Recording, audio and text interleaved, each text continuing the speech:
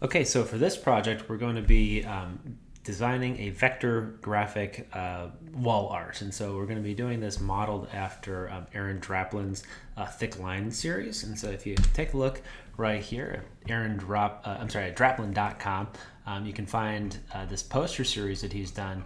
And essentially what we're going to be doing is choosing like a single line that we're going to duplicate in a repeated fashion in order to create something that represents here the sun, represents foliage, mountains, clouds, so on and so forth, and we'll do that using Gravit. So what I'm going to do is I'm going to jump out of this app, this Chrome tab, and what we're going to do is we're going to design this for an 8x10 photograph. And so I've changed my units right here from pixels to inches, and I've got 8 as my width and 10 as my height. And this is sort of a good hack because if you want to create something that you actually hang on a wall, an 11x14 frame with an 8x10 mat actually looks big enough that it doesn't look like a tiny little thing that you put on the wall, and it's relatively inexpensive to print.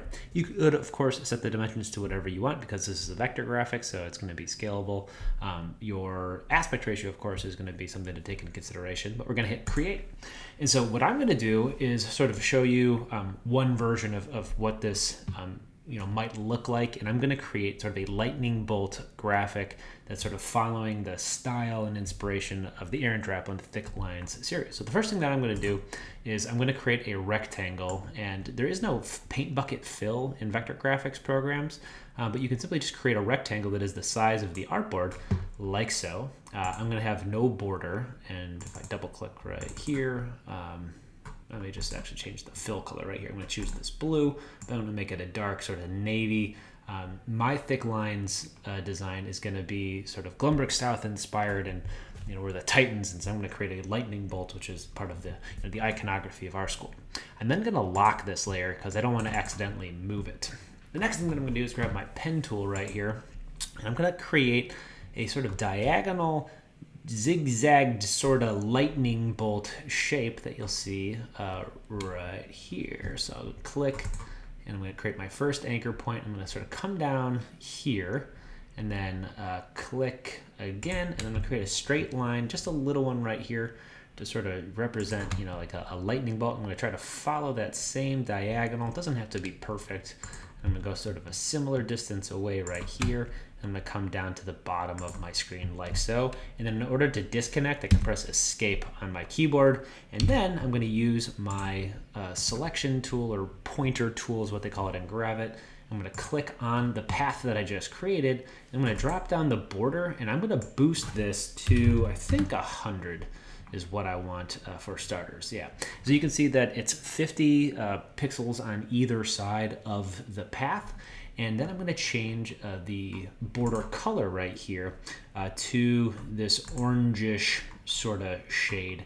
And I'm going to pull this off to the side like so. Notice right here in my layers panel, if I toggle this on, this is going to show you sort of everything outside of the artboard, and this will sort of clip it to the artboard. And what I'm going to do for this is I'm going to duplicate this, and I can do that by holding Alt and then clicking and dragging. So you'll see that it creates a second version of this, and I'm going to have 4 of these. And so what I'm going to do is I'm going to have my 4th one all the way over here, and then the color that I want to end on, let me grab my border again, is this bright color yellow. And then in between, I'm going to have 2 that are sort of in between those 2 shades, and I'll play around with the spacing in just a minute. So I'm going to do that a second time. I'll click right here and duplicate it. I'm going to change the color by clicking borders.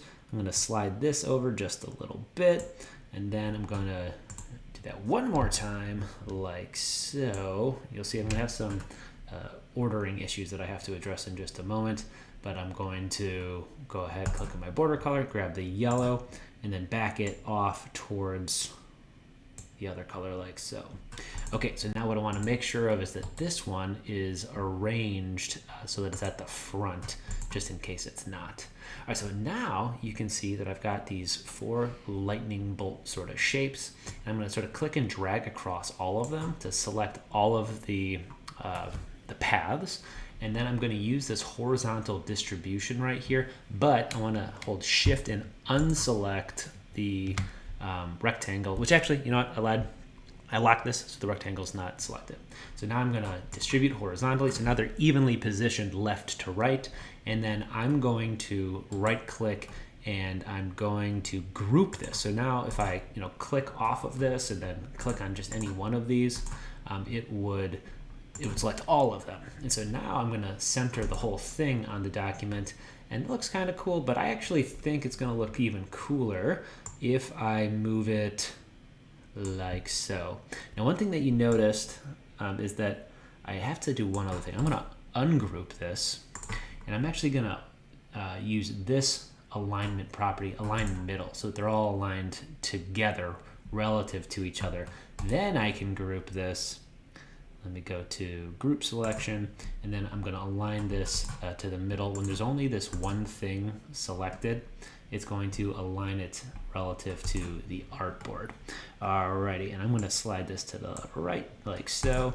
And so now I have my lightning bolt inspired thick line series wall art. I'm going to save this both as a Gravit file locally and then also as a JPEG, and submit it accordingly. If I'm going to print it, then I'm going to make sure that I save it with a resolution of 300 ppi. Thank you.